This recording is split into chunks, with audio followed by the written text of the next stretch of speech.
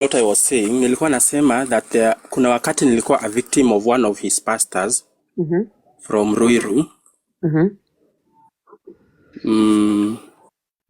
This pastor tulipatana naye kwa a certain Thank you. Let me take a microphone kidogo. Madam Prosecutor. Yeah, take the microphone, Judge. Thank you. As usual, you know our procedures. We have to swear him in. Yeah, take oath. Yeah. Then a proper introduction. This is an international court, and we don't take things lightly. So you know what the protocols are here, Madam Prosecutor. I keep on reminding you that you're gonna be getting a suspension from this court if you ever repeat again. This is your final warning from the judge, from the Chief Justice. Thank you. We are not playing here. Thank you. Okay. Take it as a notice. Thank you. Okay. All right. So I'm going to apologize to this court for that error in whatever. When you're naomba TV, sijui kwa nini mnaomba TV. Now, Terry Steve, naenda kukuuliza, we ni Mkristo ama Muislamu? Mimi ni Mkristo. Okay. So nataka useme hii baada yangu. Say this after me. Sawa? All right. I, Terry Steve. I, Terry Steve. Do swear. Do swear. That everything that I will say before this court. That everything that I will say before this court. Will be the truth. Will be the truth. And nothing but the truth. And nothing but the truth. So help me God. So help me God. Thank you. By the way, hiyo kicheko kwa comment section ni comment section wananifinya, by the way. Anyone who doesn't know. So hizi comment section wanafinya prosecutor. Yeah. Lakini mimi nitakuwa too brave. Mnifinye tu. No problem. Aya. Sasa Terry Steve, umepromise kwamba kila kitu utasema kwa koti leo ni ukweli. Kwa hivyo usidanganye tafadhali. Unasema nothing but the truth. Sawa? Yeah. Sasa ni pasta gani unamuongelelea ili tujue? I'm talking about Reverend Edward Mwangi, who is under Prophet Peter K. So Reverend Edward Mwangi, right? Yes. Who is a pastor under Peter K. Yes. Aya, sasa anza. Conversation sasa give me a break a bit. Anaanza sasa. Thank you. Thank you, Victoria. Thank you for the love. Thank you. Ni sympathy love handout. Aya, Terry ongea. Anza kuongea. Okay, this guy we met somewhere in a barrio. A barrio which was one of my friends. Na wakati tulipatana, I was a member of the committee of the barrio, and hapo ndipo nilipatana na Edward Mwangi. Uko na kelele hapo background, hebu acha hiyo kelele alafu ongee bila kelele. Ni kuna kitu naguza hapo kwa background. Okay, nimeanza. Haya, ongea sasa.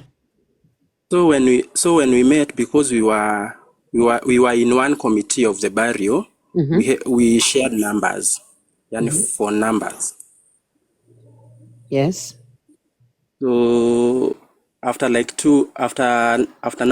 the barrio imeisha, like tumeka like 2 weeks, Edward texted me.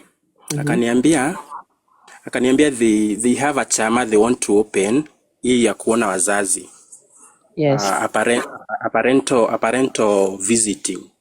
And he asked me whether I was interested in it. And I told him that I was interested in it. So he requested me to visit somewhere in Ongatarongai where they were meeting, which was someone's place. So when I visited the place, it was on a Sunday. So nikaenda pale and I met a very large group of men. They were men. And because I was very innocent, I just joined them because mimi nilienda pale in a name of ni chama nimeenda kuingizwa hii ya kwenda kuona wazazi. So unasema men pia siku hizi wanatengeneza chama za kwenda kuona wazazi? Yes. Okay, kwa hivyo hiyo kitu sio ya wanawake pekee siku hizi?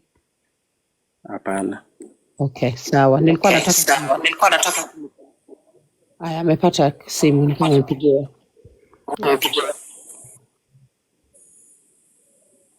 So when I went there nikawa join and wakamaliza those stuffs of chama nini na nini, but because it was too late going back to mahali nilikuwa nimetoka, this guy requested me I spend a night there and niende the following day.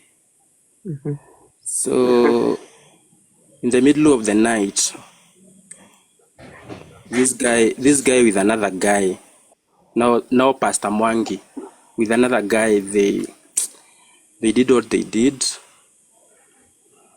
and the following morning nikaamka and I was so furious and what have you. I went to Ongata Rongai police station and I reported the matter.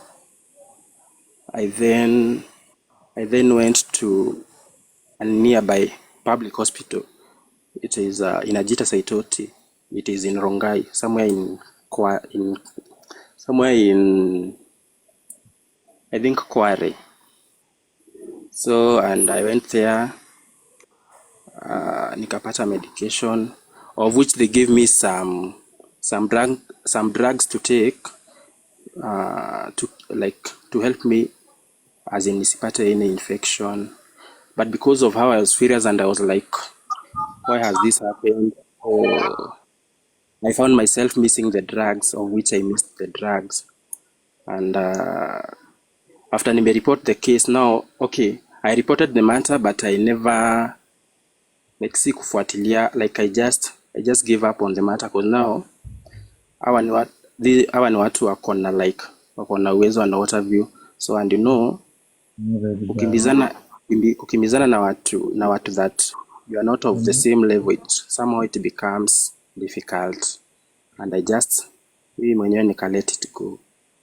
So nilienda hosi wakanipa hizo dawa and they told me like you should be coming after every 3 months to check on how you are going, like kujiangalia whether you and of which mimi hizo dawa alinipe, me I'm not a good fan of drugs, so niliacha kukunywa hizo dawa.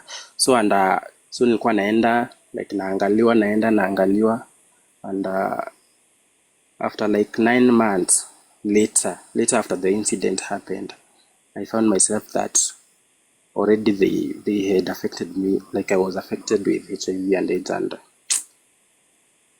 that's how it was. And yeah.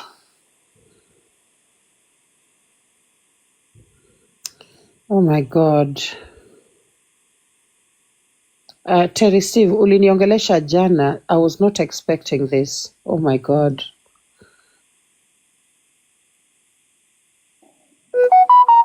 Oh my God. That's how it was.